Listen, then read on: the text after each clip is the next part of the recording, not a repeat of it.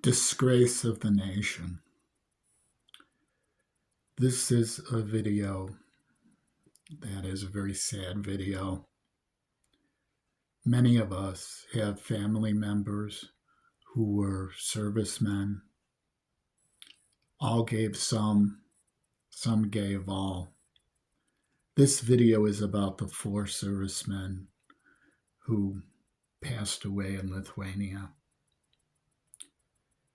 Although it was an accident and not an active service, it was on a training mission. Still, they were conducting military service. They were doing their duty. They deserve a certain minimum of respect. Unfortunately, our president, I hate to use that term, showed them none. He would rather go to a golf tournament hosted at one of his courses, a Saudi golf tournament. The Saudis who had bailed him out and given him money in the past. They own him. It's pretty obvious. Anyways, this is not the first time he's disrespected soldiers, disrespected the fallen.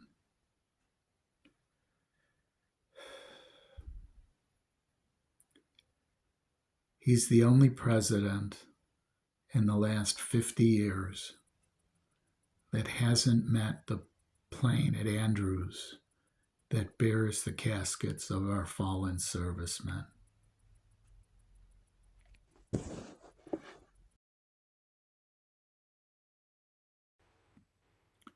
What makes this matter even worse is that in Lithuania, as you see in the photo that will follow, he was honored.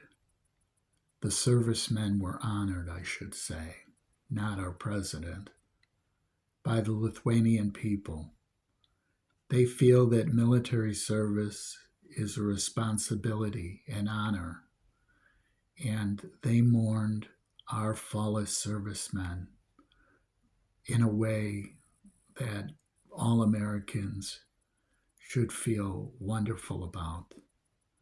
They gave them the proper respect and honor. Yes, it was a training accident. It was on their soil. It wasn't a friendly fire.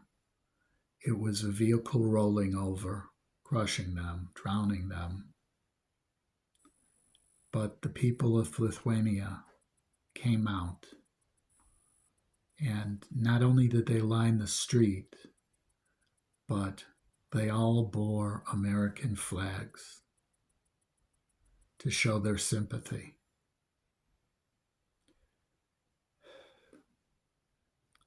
Why our president thought it was better to go to a golf tournament, he could have gone to the golf tournament after. The plane could have come in.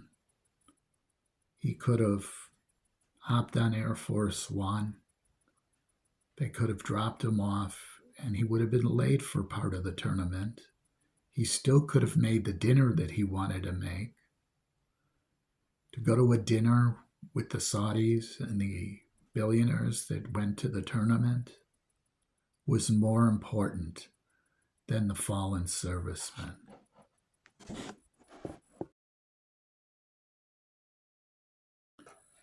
This disrespect of our servicemen did not just start now. During his first presidency in 2017, David Johnson, a fallen serviceman, the tradition is the president calls the family.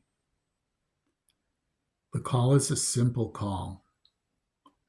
You say, I thank you for your husband's service. He was a brave soldier. I'm sorry to hear that he died. Any other platitude is acceptable, showing sympathy. But Trump chose to say he knew what he was signing up for when he went there. He said that to the widow, a grieving widow with children, who was pregnant at the time. That's what he said to her. That is cold and heartless. She reported that to the news. She was not alone. There was a congresswoman with her. The congresswoman's name was Congresswoman Wilson.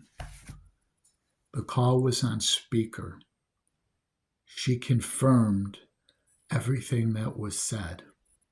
Trump, to save face, said that the grieving widow was lying, that he never said that. The widow also said that he didn't mention her husband's name.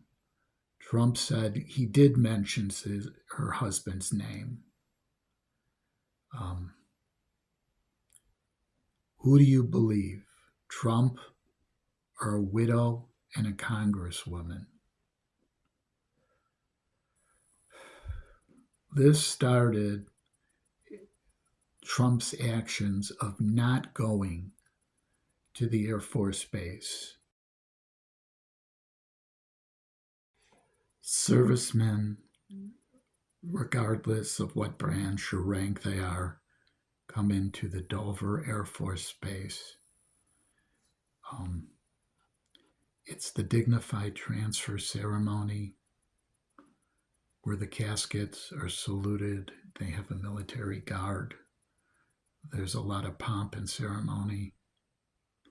And our president would rather go to a dinner at his golf course than give the honor to the fallen servicemen. Like I stated, this started in 2017 when Trump ran into a little problem, not giving proper sympathy to a fallen soldier's widow.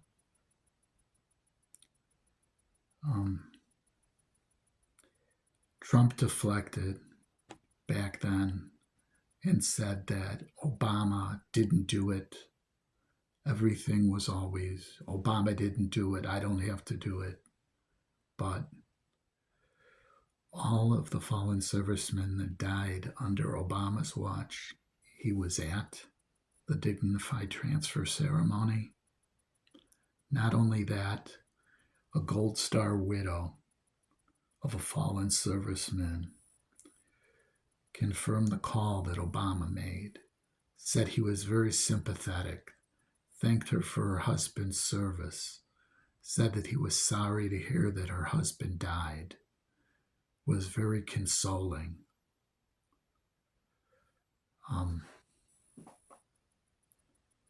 Basically, he always says it's not his fault. The buck doesn't stop with him. It's someone else's fault. He didn't do it. It's not him. It's someone else. The truth of the matter, he is the disgrace of the nation.